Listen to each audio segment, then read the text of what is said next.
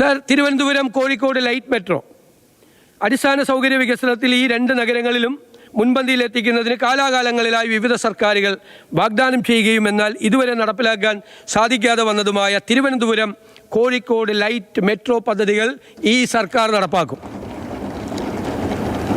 Sir, ഈ പദ്ധതിയുടെ പ്രാരംഭ പ്രവർത്തനങ്ങൾക്കായി 20 കോടി രൂപ വകയിരുത്തുന്നു.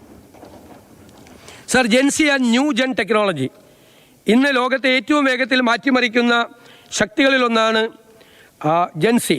ഡിജിറ്റൽ യുഗത്തിൽ ജനിച്ചു വളർന്ന ഇവർക്ക് സാങ്കേതികവിദ്യ ജീവിതത്തിൻ്റെ അവിഭാജ്യ ഘടകമാണ്. Robotics, data science, internet of things, virtual reality തുടങ്ങിയ മേഖലകളിലെ മുന്നേറ്റങ്ങൾ ഇവർ ഏറ്റവും വേഗത്തിൽ സ്വീകരിക്കുകയും പ്രയോജനപ്പെടുത്തുകയും ചെയ്യുന്നുണ്ട്. ഡിജിറ്റൽ ധാർമ്മികത, സ്വകാര്യതയുടെ സംരക്ഷണം, സൈബർ സുരക്ഷ, മാനുഷിക മൂല്യങ്ങൾ തുടങ്ങിയവയ്ക്ക് പ്രാധാന്യം നൽകിക്കൊണ്ട് സ്റ്റാർട്ടപ്പുകൾ, ഇന്നൊവേഷൻ ഹബ്ബുകൾ, ഗവേഷണ കേന്ദ്രങ്ങൾ, സ്മാർട്ട് വ്യവസായങ്ങൾ എന്നിവ വികസിപ്പിക്കാൻ യുവതലമുറയുടെ സൃഷ്ടിപരമായ കഴിവുകളും മികവുകളും സാങ്കേതിക മികവുകളും ഒരുമിപ്പിക്കാവുന്നതാണ്. ഈ മേഖലയുടെ വികസനത്തിനായി 50 കോടി രൂപ വകയിരുത്തുന്നു. മലയാളം നമ്മുടെ അഭിമാനവും വിജ്ഞാന പൈതൃകവുമാണ്. നിർമ്മിത ബുദ്ധിയുടെ ഈ യുഗത്തിൽ അത് പിന്തള്ളപ്പെട്ടു പോകരുത്. മലയാളത്തിൻ്റെ ഒരു തുറന്ന ഡാറ്റാ സെറ്റ് എല്ലാവർക്കും സൗജന്യമായി ലഭ്യമാക്കിയും വിപണിയിലെത്തിക്കാവുന്ന മലയാളം AI മാതൃകകളുടെ വികസനത്തിന് പിന്തുണ നൽകിയും കേരളം ഒരു മലയാളം AI സംരംഭം ആരംഭിക്കും. ഇതിനായി 10 കോടി രൂപ മാറ്റിവെക്കുന്നു.